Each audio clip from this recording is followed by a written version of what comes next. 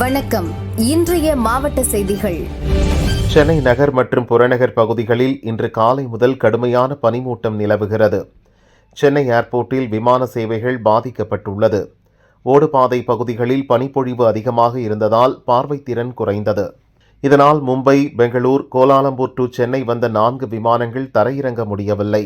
வானில் வெகுநேரம் விமானங்கள் வட்டமடித்தன. பிறகு விமானங்கள் பெங்களூருக்கு திருப்பி அனுப்பப்பட்டது.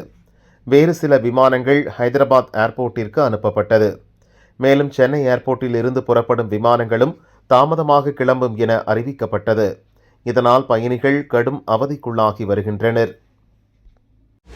தேனி மாவட்டம் கம்பம் மேற்கு தொடர்ச்சி மலை அடிவாரத்தில் ஸ்ரீவில்லிபுத்தூர் மேகமலை புலிகள் காப்பகத்தில் சுருளி அருவி உள்ளது.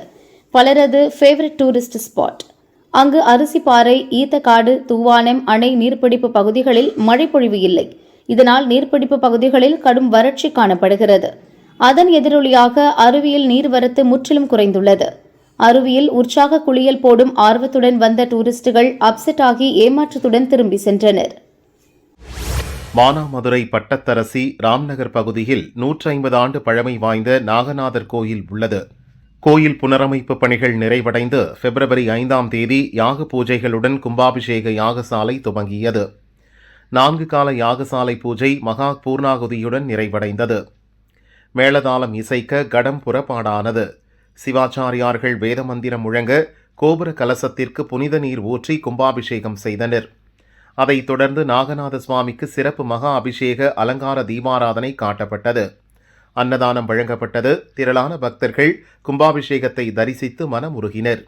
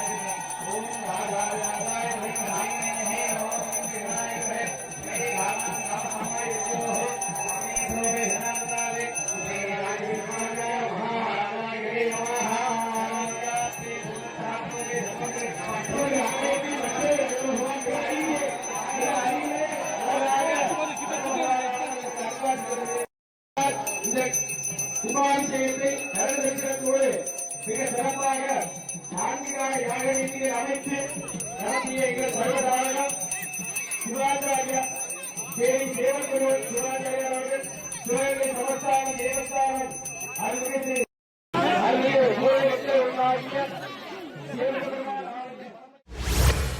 சென்னை குன்றத்தூர் சுப்பிரமணிய சுவாமி கோவில் மிகவும் பிரசித்தி பெற்றது.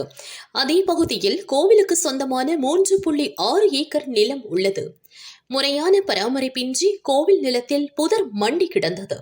மேலும் புதரில் விஷ ஜந்துக்கள் நடமாட்டம் இருந்ததால் பக்தர்கள் வேதனை அடைந்தனர்.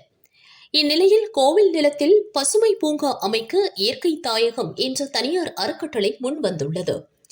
இது குறித்து அறநிலையத்துறை அதிகாரிகளிடம் முறையான அனுமதி பெறப்பட்டது. முதற்கட்டமாக நிலத்தில் உள்ள கருவேல மரங்கள் அகற்றப்படும். பின்னர் சந்தனம், செம்மரம், தேக்கு உள்ளிட்ட மரங்கள் நடப்படும்.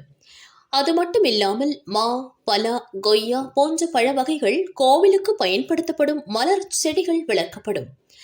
பசுமை பூங்கா துவக்க விழா இன்று கோலாகலமாக நடந்தது.